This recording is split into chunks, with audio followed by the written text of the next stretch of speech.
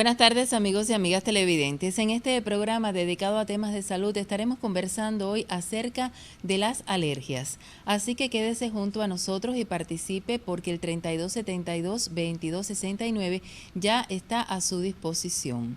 Recuerde que aquí siempre va a tener información veraz y oportuna de primera mano.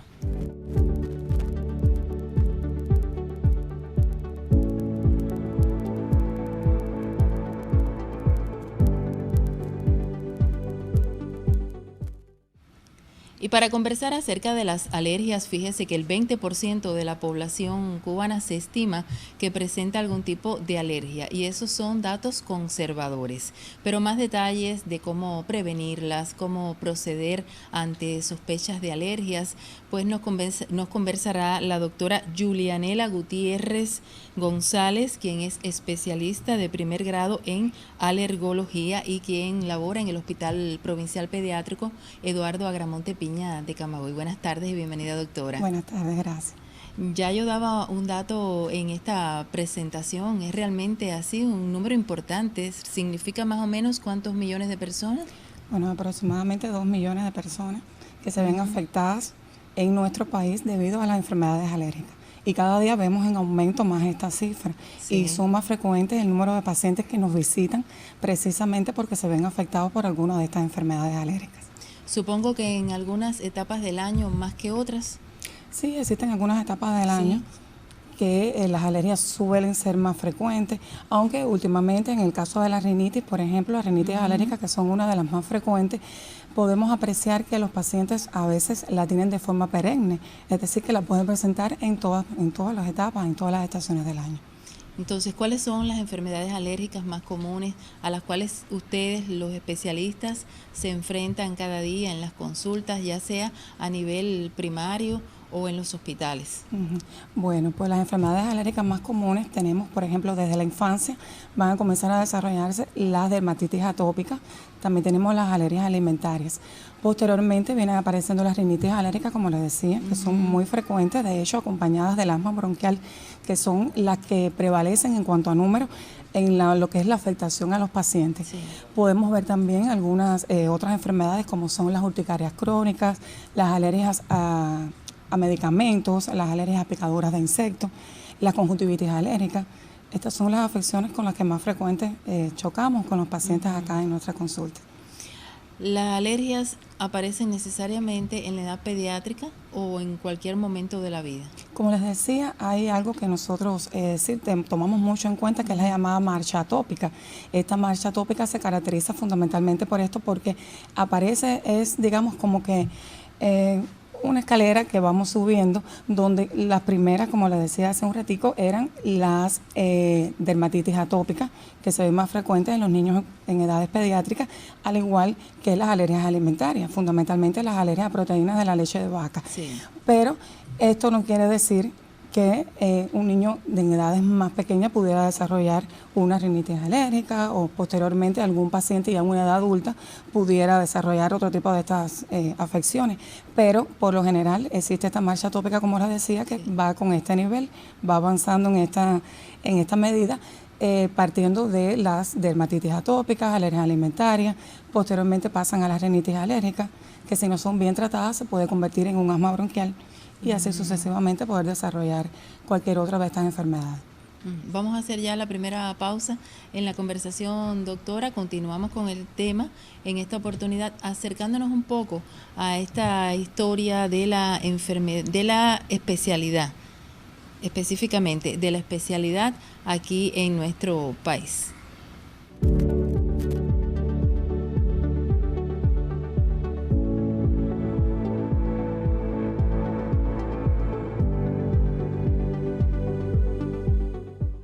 La especialidad de alergología compite entre las más caras de la práctica médica en los países desarrollados y casi entre las ausentes en los subdesarrollados, por lo que una gran parte de la población queda sin atención, promoviendo el criterio de que la alergia es una enfermedad de ricos y que los pobres no la padecen, cuando en realidad se trata de un problema de posibilidades de acceso a estos servicios. Antes de 1959, la alergología en Cuba seguía esos mismos cánones, organizada en unas cuantas consultas privadas en la capital del país, con altos precios para poder acceder a ellas. Hablar de la historia de la especialidad en Cuba es remitirse a la figura del eminente doctor Rubén Rodríguez Gabaldá, quien en 1960 fundó el Servicio de Alergia e Inmunología del Hospital Pediátrico William Soler. Contribuyó a la formación de más de 70 profesionales especializados en alergología. Fue un defensor infatigable del método clínico como herramienta indispensable para ejercer exitosamente la profesión. Importante fue su contribución en la metodología para la preparación del extracto alergénico del polvo de caza, así como la introducción de las vacunas bacterianas por vía sublingual y la vacuna metaespecífica y adyuvante también por esta vía. Hoy la cobertura de atención de los pacientes alérgicos en el país es total y completamente gratuita. En estas consultas tienen especial importancia los aspectos preventivos, el tratamiento intercrisis, la consejería genética, el embarazo, la lactancia materna y la inmunoterapia, entre otros. La especialidad de alergología en Cuba ha tenido un salto cualitativo, ya que tienen acceso todos los ciudadanos sin tener en cuenta raza, condición social, económica, política o religiosa. Una de sus características es que permite una intervención temprana que puede modificar el curso de la enfermedad.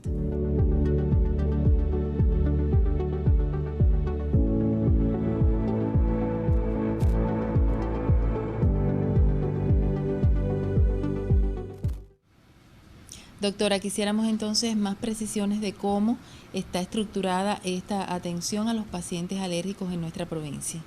Bueno, pues acá en nuestra provincia, específicamente acá en el municipio de Camagüey, municipio cabecera, tenemos atención garantizada en todas las áreas de salud. Es decir, cada uno de nuestros policlínicos cuenta con un especialista en alergología para sus atenciones.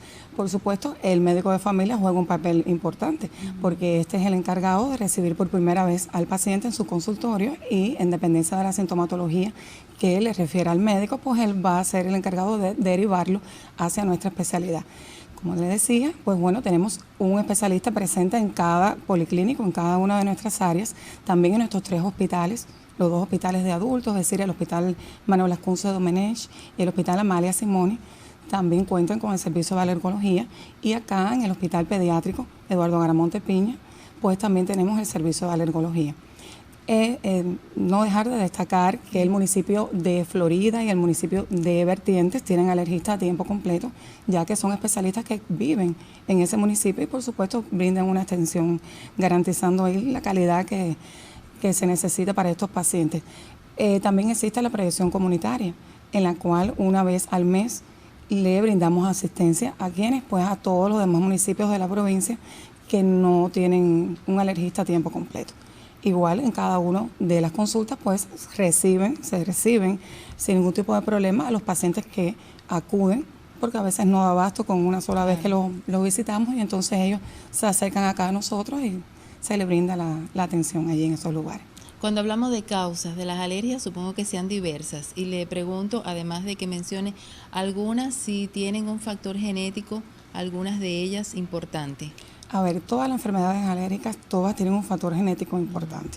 El antecedente patológico familiar, primeramente de familiares, como decía, de primera línea, es sumamente importante. Es decir, cuando tenemos ya un antecedente de mamá, papá, tíos, primos, pues las posibilidades de que un paciente desarrolle una enfermedad alérgica es bastante elevada.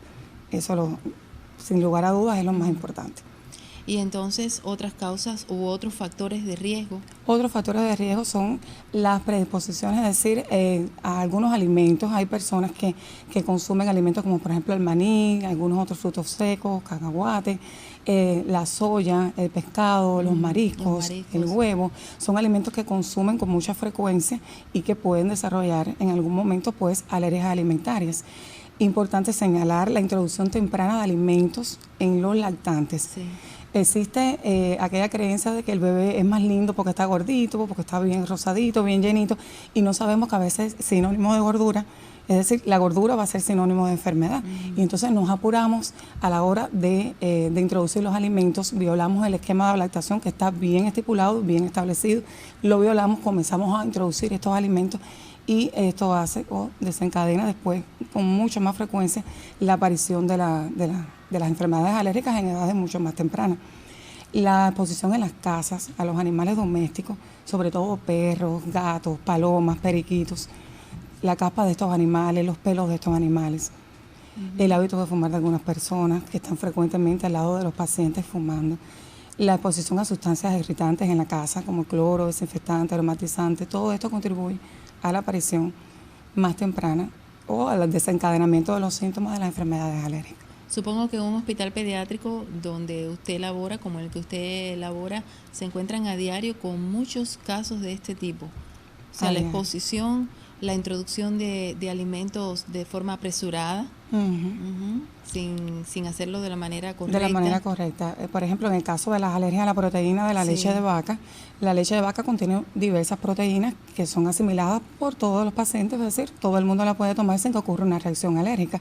Entonces, ¿qué sucede en estos bebés pequeñitos, en estos lactantes? Las mamás comienzan a introducir estos alimentos en un pequeño que no tiene un sistema inmunológico suficientemente desarrollado, que tiene un sistema digestivo muy poco desarrollado por su edad, que necesita de una madurez, y esto favorece, por supuesto, la aparición de las alergias a la proteína de leche de vaca, que son una de las cosas que con más frecuencia tenemos a cada paciente, no solo en nuestra consulta, sino que ya requieren de tratamiento en hospitalización, en bien. Y es importante la prevención, que los pacientes conozcan, que las madres conozcan que deben seguir el esquema y no introducir alimentos en edades tan tempranas. Cuando un niño ya demuestra alergia a un producto, a una situación, ¿no?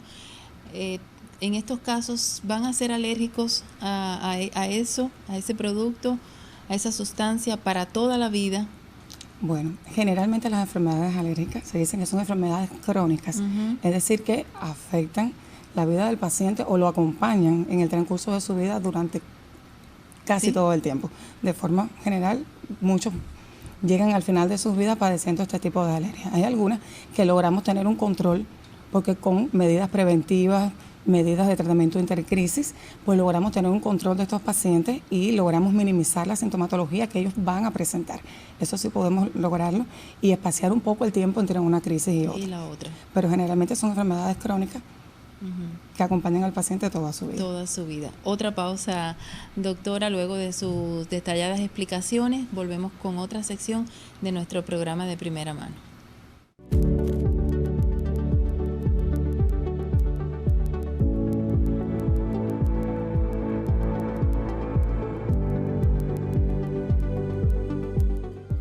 Los alergólogos, quienes se especializan en esas enfermedades y los métodos de diagnóstico, se encuentran en los niveles de atención primaria y secundaria del Sistema Nacional de Salud, garantizando el servicio a todos los pacientes sin importar su lugar de residencia.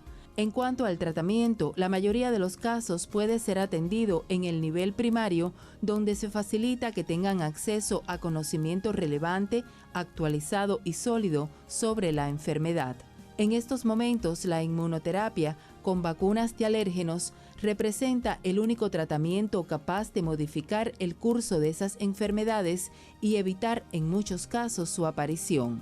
Además, en contraste con los medicamentos, los efectos de estos inmunógenos para la alergia persisten tras terminarla e incluyen la prevención de nuevas sensibilizaciones o de la progresión a asma.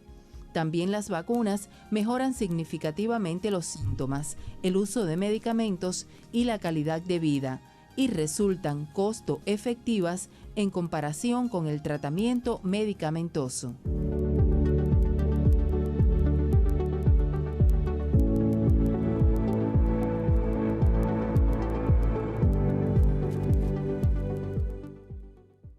Y continuamos conversando acerca de las alergias. ¿Cómo se diagnostica que una persona, un niño, una persona adulta es alérgica?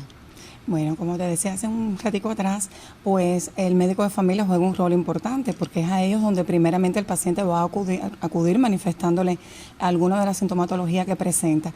Ya una vez que nos llega acá a consulta, pues la elaboración de una historia clínica para ir recogiendo los datos, donde vamos a obtener, después de realizar un interrogatorio exhaustivo, donde los antecedentes patológicos personales del paciente y de sus familiares son importantes para irnos encaminando hacia el diagnóstico. En cuanto al examen físico y este interrogatorio, la aparición de la sintomatología que te va refiriendo el paciente, que va en dependencia de la enfermedad que presente, y bueno, finalmente, uniendo todo esto, nos podemos apoyar también en algunos exámenes complementarios para llegar a diagnosticar. Pero por lo general, este aspecto importante del antecedente acompañado de los síntomas nos encamina en un gran % al tener un diagnóstico ya adecuado certero, de que el paciente tenga la enfermedad. A veces sí necesitamos en otras apoyarnos en algunos exámenes complementarios para poder diagnosticar. Exámenes que son muy específicos de la especialidad. Hay exámenes que sí son específicos. Las pruebas que nos caracteriza, que nos identifica como alergólogos son las pruebas cutáneas, que en este caso son las denominadas PRIC-TEST. Estos PRIC-TEST los realizamos, son indicados solamente por nosotros. Algún otro médico puede sugerir la remisión hacia el especialista, pero somos nosotros quienes determinamos en qué momento, porque tiene indicaciones específicas y algunas contraindicaciones. Debemos tratar al paciente y lograr que esté lo más compensado posible para poder realizar este tipo de pruebas. Porque en esencia, ¿en qué consiste? En esencia, hemos visto acá en los materiales que estábamos presentando, se le aplica al paciente el alergeno. Es decir, en este caso, extractos de polvo podemos probar, podemos tener también extractos alimentarios, extractos de hongo, que son con los que generalmente, extractos de medicamentos, que son con los que generalmente hacemos estas pruebas. Entonces se va a aplicar en la zona del antebrazo, como vimos acá en el material, se le va a aplicar las gotas de estos extractos y con una lanceta se va a puncionar para que este extracto entre en la piel. Una vez que están puestos todos los extractos, se espera aproximadamente 20 minutos y pasados los 20 minutos se procede a la lectura de la prueba. Ya esta lectura debe dar por encima de 3 milímetros para considerar que está positiva y ya podamos pasar a una de las pautas de tratamiento, que es la inmunoterapia con ácaros, en este caso, si es positiva al polvo.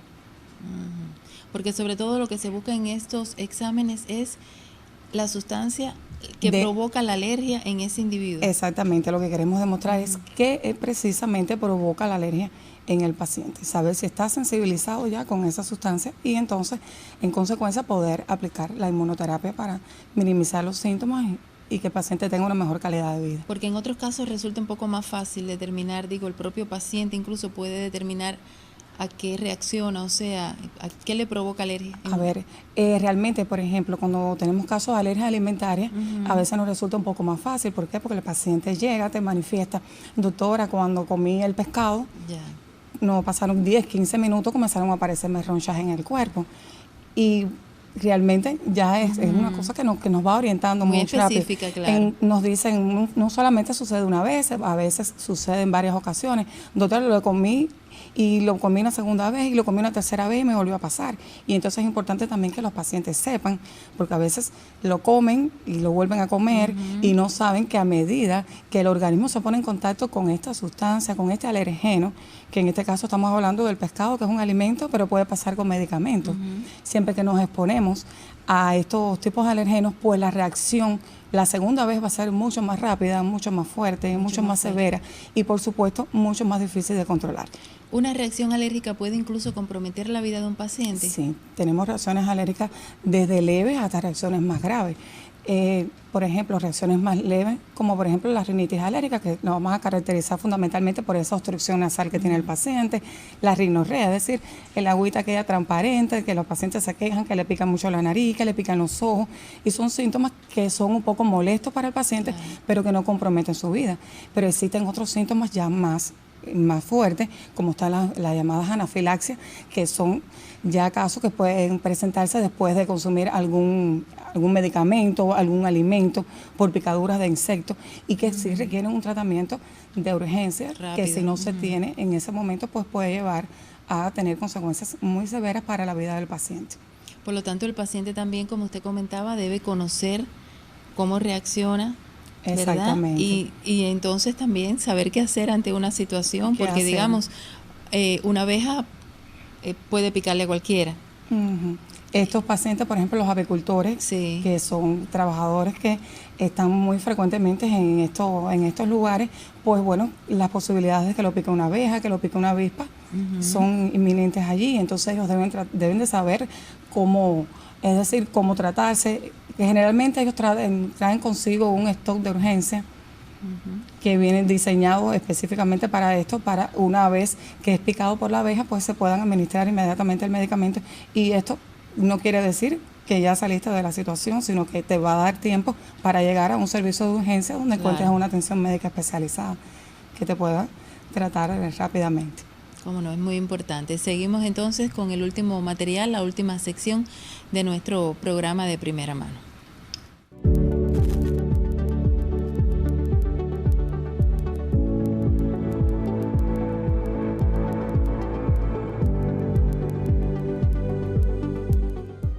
Como sabemos, hay muchos tipos de alergias: las respiratorias, cutáneas, alimentarias, las causadas por venenos de insectos y por medicamentos.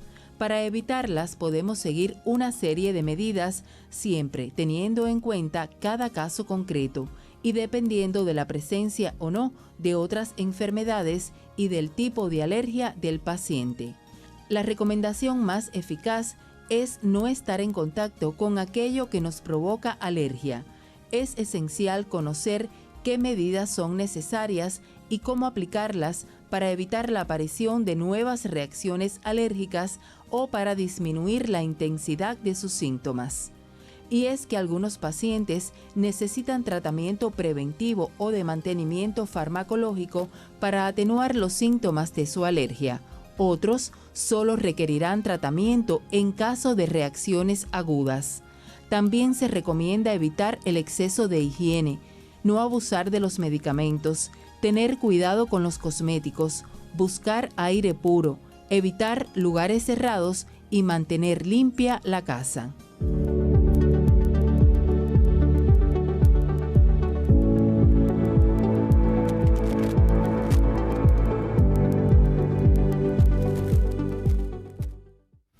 Doctora, en este material se hablaba de la prevención, pero yo le propongo, antes de profundizar un poco más en este tema de la prevención, pues que nos diga respecto a los tratamientos que se orientan a los pacientes con alergias.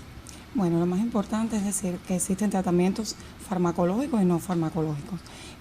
Recalcar que el paciente se encamina mucho en este tema del tratamiento farmacológico sin darle la importancia que lleva realmente el tratamiento no farmacológico, este tratamiento preventivo que nos va a ayudar a compensarnos y a prevenir estas enfermedades.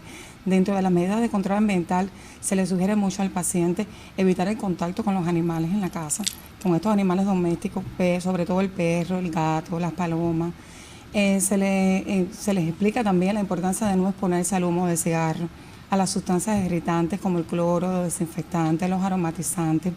En las casas, evitar el acúmulo de polvo.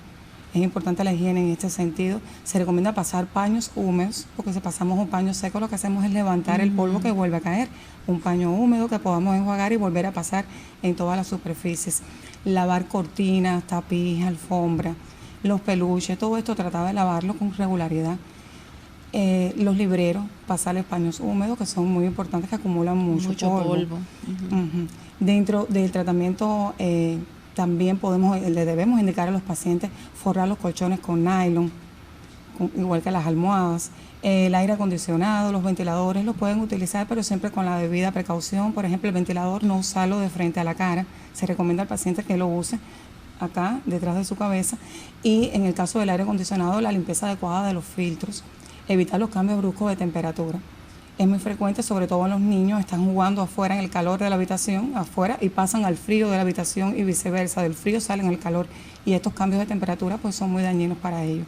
Apoyándonos en esto, además en la dieta libre de alimentos histaminos liberadores, es decir, de alimentos que desencadenan las alergias y que las empeoran una vez que ya están establecidas, pues tenemos que tratar de eliminar el consumo de la fresa, el maní, el chocolate, café, frijol negro. También, es decir, que estos alimentos desencadenan las alergias, las alergias en general. Todas las alergias. Todas las alergias. ¿Qué sucede? Todos liberan una sustancia una vez que son comidos. En todos los pacientes que sucede comienza a liberarse la histamina, que es un mediador químico que aumenta las afecciones estas alérgicas. Y entonces, si el paciente ya es alérgico, ya tiene una rinitis establecida, tiene un asma, tiene una alergia alimentaria, al comer estos alimentos, el mismo proceso de digestión hace que esta histamina comience a liberarse y que los síntomas comiencen a empeorar. Por eso es importante que lo eliminen de su dieta. Vamos a repetir cuáles son esos alimentos. La fresa, el maní, el chocolate, el café y el frijol negro. Los demás frijoles sí los pueden comer. Pero también existen, estos son los que más la liberan con más intensidad, ¿no? Pero existen otros que también, como son el exceso de harinas, el pescado, los mariscos, dentro de las viandas, los plátanos, la yuca, dentro de las frutas, pues los cítricos, la guayaba, la piña, todos estos alimentos pues contribuyen, la soya, todos estos alimentos también enlatados, sí, que vienen con una cantidad importante de conservantes, de aditivos, de colorantes, pues todo esto contribuye negativamente en el paciente.